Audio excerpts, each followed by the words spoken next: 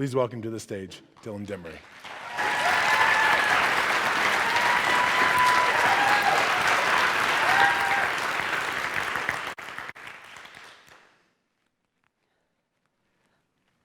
February 13th, 1992. That's the day that changed the entire course of my life, because that's when Tony D asked me to go out. We were 13 in 8th grade, and I'd had a crush on him for months, and he was finally asking me to be his girlfriend. Of course, I said yes. And the next day, Valentine's Day, he brought me flowers and candy and a teddy bear, and we shared our first kiss. He was tall, handsome, funny, kind, and he had smiley eyes, and I loved them. And I fell in love pretty quickly. But by that winter, we had broken up, and I was devastated. I cried almost every day. My friends and family told me, "You're going to get over him. You'll be fine.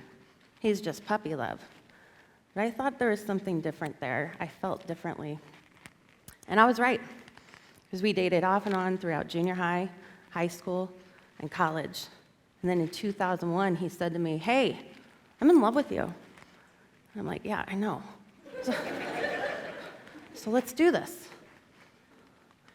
And we did. He moved in with me in 2001, and we started building a life together. We were in our 20s, finishing up college, figuring out our careers. We were going camping and going to concerts and traveling and really just living our best lives. In 2003, at the CSU game, he proposed to me, and I said yes. And CSU lost that day, but I felt like Tony and I were really winning. In 2004, we bought our house. And then in 2005, we got married in Mexico in this beautiful setting with our close friends and family. And to this day, it's still my favorite wedding that I've ever been to. We decided to expand our family. We got these two adorable beasts, Georgia in 2006, our black lab, and we got Cairo, our border collie, in 2007. And these two are legends, by the way, legends. And we were talking about all of our plans. You know, here we were approaching our 30s. We're looking at what our life's going to be like, talking about kids. I mean, just talking about kids, not really committing yet. And planning a trip to Italy. And then on November 4th, 2009, Tony died.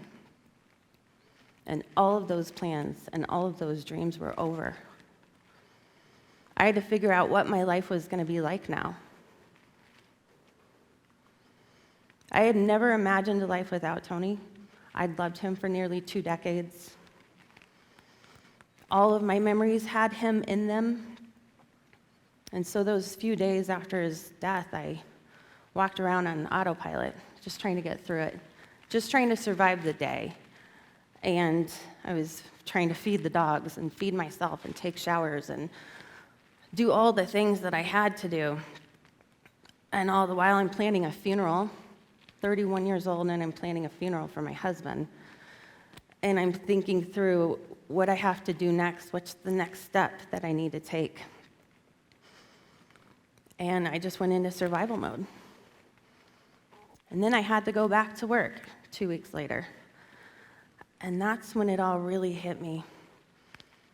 I was leaving the office, walking to my car, dark parking lot, get into the car, about to start my hour-and-a-half commute home. And I go to get my phone and text Tony and say, "Hey, babe, I'm on my way." And then it hit me. This is real. He's not there.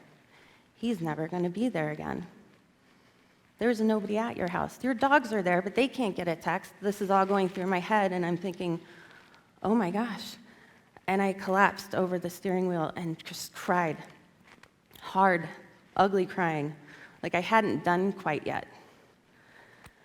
And eventually I calmed down enough to reach out to my community. In that case, it was my sister. And I called her and told her what was happening. and she cried with me. And then she says, Dylan, you text me when you need to tell somebody you're heading home. And you text me when you get home because I want to know that you're okay. I will be there to get your texts. And that right there, that was enough. That was enough for me to turn on that car and drive home and get there to my dogs. It was a start. And so after that situation with my sister, and I came home and I started thinking, what am I going to do now? And this was when I started realizing that everybody was saying the first year is the hardest. My experience, that's absolutely true.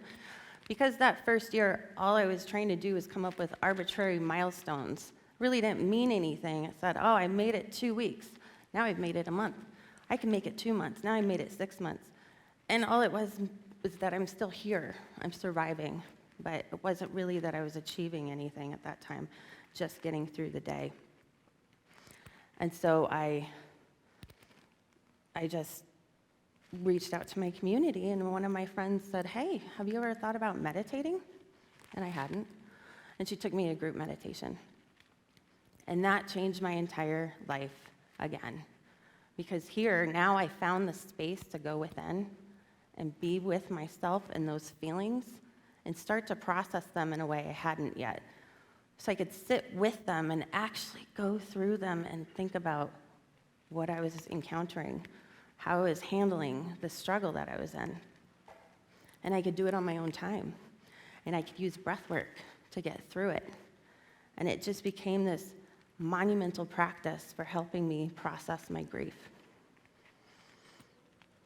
And about a month after that, I laughed for the first time, like hard, loud, long, tears coming down my face.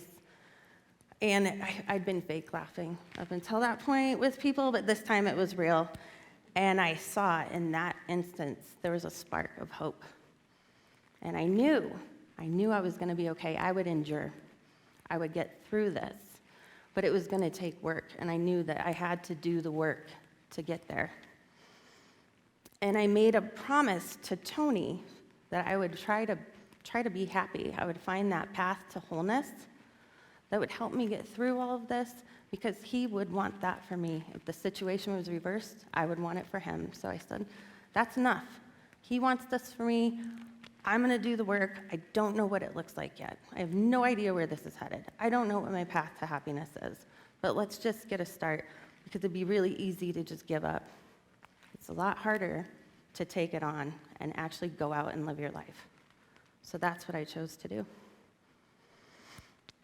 And along the way, by the summer of 2010, I found yet another thing to help me along my journey. Tony loved to fish. He would do this on the way home from work. He would stop by the ponds by our house. It was his way to decompress. He'd walk in the house with a smile on his face every time. He'd go with his friends.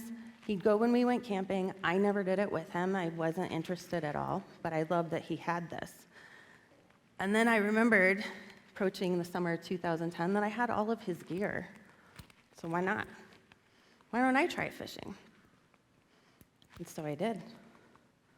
And I started hitting the water with my friends, girlfriends of mine who fished. And I was using his gear, his rod and reel. One of these pictures, I'm even wearing his thigh waders. He wore a size 11 shoe, and he was 6'5".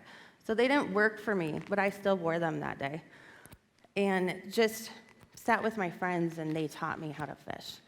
And I connected with him in a way I hadn't before. And I started to understand what he saw in this, and I thought it was pretty beautiful.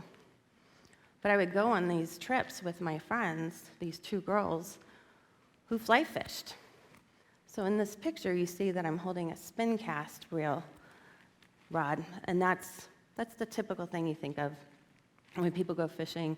They cast out, they have a hook and a worm and a bobber, and they drink a beer on the side of the lake and wait for the fish to come, and then they reel it in. Fly fishing is much different. So you end up getting this longer rod that's a little bit more flexible, and it has a different kind of reel. And on that reel, it has a line that's thicker, and it's designed to float in most cases, so it floats on top of the water. And attached to the end of that line is a thin, clear line. Attached to the end of that is an artificial bug that we call a fly.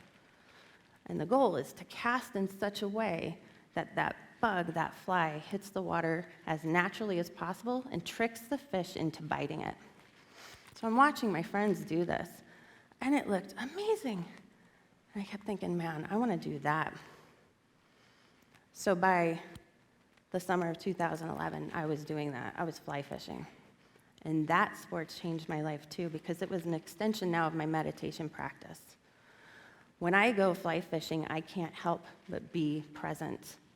It is a completely mindful experience for me because I'm thinking about all the factors that go into tricking that fish to take my fly.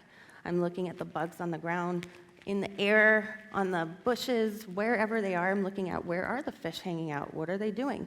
Where do I step in the water not to disturb too much of what's going on here? So I'm just in that moment, so present. And the casting, I can breathe with it. And I can do this breath work. And it's less about me catching fish and more about me sitting there in the beauty that I'm in and connecting with nature and myself in a way that I hadn't. And I loved it. I couldn't help it. And then I had this community of women I was going with, these girlfriends of mine who were teaching me how to do this. And it was just this fantastic, loving, supportive group that there was no judgment, no competition. We would just get out there and fish.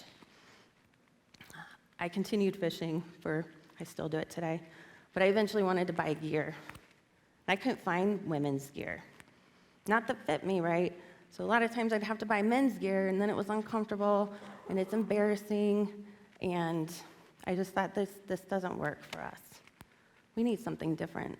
So one night on my patio, I was talking to one of my good friends and said, hey, I think we could do this better. What if we start a fly fishing business for women? She's like, yes, let's do that. So we did. And we got into that industry, this male-dominated industry, and we found all these women who were already there breaking that glass ceiling. And they looked back at us and said, hey, you belong here. There's room for you. Come along. And they have become our mentors, our coaches. They've given us advice and just welcomed us. And it's been incredibly supportive. And then aside from that, we started meeting our clients, our customers, hearing their stories, learning from them, growing with them, sharing knowledge with them. And it's just growing and growing, and it's so amazing. And all of this is happening because I found this purpose through all of this. And I keep taking it forward with me. That's getting me up in the morning. My life is nothing like I thought it was going to be 15 years ago. My path to wholeness has been long. It's been challenging. I still grieve. I think about him, and I miss him every single day. But I'm working through it, and the grief is less now. I can manage it because I found these tools to help me. And this promise that I made to him about I would be doing this and finding my path to wholeness and happiness for him, now it's for me. I'm doing that because I want to. I wouldn't be anywhere along this journey if I didn't find these things. If I didn't have the supportive community, many of whom are here today, and I didn't practice mindfulness every day in some form, and if I didn't have this purpose. And throughout time, those are going to change. Your community will change. Your mindfulness practices will probably change. You'll find different ways to do it. And your purpose is definitely going to change as you change as a human, and that's okay, but at least it's a place to start. And so I was hoping today that if you ever come across those dark times in your life, that you can maybe take one of these practices and it'll put you on a map. At least it's a starting point. And you start to build upon it, slowly, incrementally, baby steps. And then your path will emerge. And then once that path emerges, all you have to do is follow it and try to enjoy the ride. One final thought. Today is November 4th. So if you guys did the math, it's 14 years ago today. And I always try to do something incredible on November 4th. I'm usually fishing, or I'm traveling, or I'm doing both. There's been a couple times I'm actually, curled up on the couch crying, but not as much anymore. And when this opportunity came to me to do this here today, of all days, I thought this is the most amazing experience I could ever have today. So I want to thank you for letting me share my story, and I hope you got something out of it.